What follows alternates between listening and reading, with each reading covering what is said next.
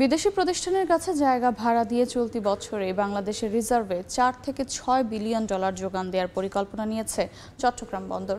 Dollar সংকটের মুখে reserve বাড়াতে বন্দর ও বে টার্মিনালে বিনিয়োগে আগ্রহী দেশ এবং প্রতিষ্ঠানগুলোর সঙ্গে এরই মধ্যে চুক্তি সম্পন্ন করার তোড়জোড় শুরু হয়ে গেছে। সাক্ষাৎকার ক্যামেরায় বিস্তারিত জানাচ্ছেন কমল দে।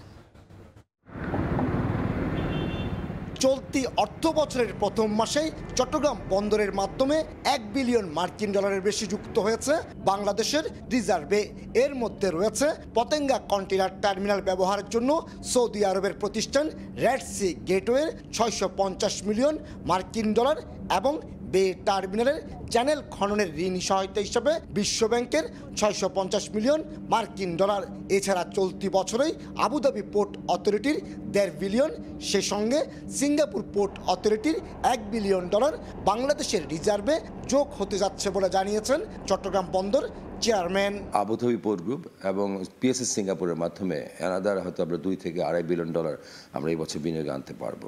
নগরীর পতেঙ্গা বে টার্মিনালে Singapore port authority, Abu Dhabi port authority এবং ডিপি ওয়ার্ল্ড বিনিয়োগ করবে তা অনেকটা নিশ্চিত। সে সাথে লালদিয়ার চর এলাকায় বিনিয়োগে আগ্রহ দেখিয়েছে ডেনমার্কের প্রতিষ্ঠান মার্সলাইন।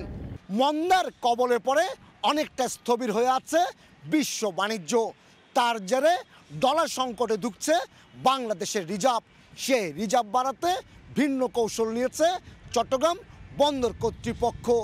বন্দরের নিজস্ব জায়গা বিদেশি বিনিয়োগকারীদের কাছে ভাড়া দিয়ে আনতে চায় বিলিয়ন ডলার। তবে তা যেন পরিকল্পনা মাফিক এবং সুদূর প্রসারী হয় সেই মত ব্যবসায়ীদের। বন্দরের অপব্যবহৃত জায়গাগুলি বিভিন্নভাবে ভাড়া দিয়ে বৈদেশিক মুদ্রা আনার জন্য অথবা এগুলিকে ব্যবহার উপযোগী করার জন্য, অর্থনৈতিক কর্মকাণ্ড বাড়ানোর জন্য, সেটাকে অবশ্যই আমরা স্বাগত জানাই। শুধু চট্টগ্রাম বন্দর কিংবা বে টার্মিনাল নয়, কক্সবাজারের মহেশখালীর মাতারবাড়ি গভীর সমুদ্র বন্দরের কাছে স্বতন্ত্র একটি ইকোনমিক জোন গড়ে তোলার আগ্রহ দেখিয়েছে জাপানি সংস্থা জেটকো। মাতারবাড়ি যে পোর্টটা আছে তার পাশে যদি একটা ইকোনমিক জোন তৈরি করা হয়, বিদেশি ইনভেস্টরদেরকে আমরা ওয়েলকাম করতে পারবো এবং সেখানে যদি ইন্ডাস্ট্রি করা হয় সেখান থেকে এক্সপোর্ট ইম্পোর্ট দুটোটাই সহজ হবে।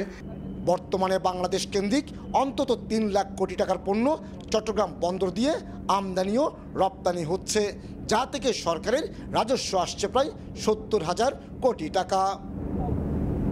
কমল দে, সময় সংবাদ, চট্টগ্রাম। 4 দশক ধরে আপনার ফাইন্যান্সিয়াল পার্টনার আইডিএলসি।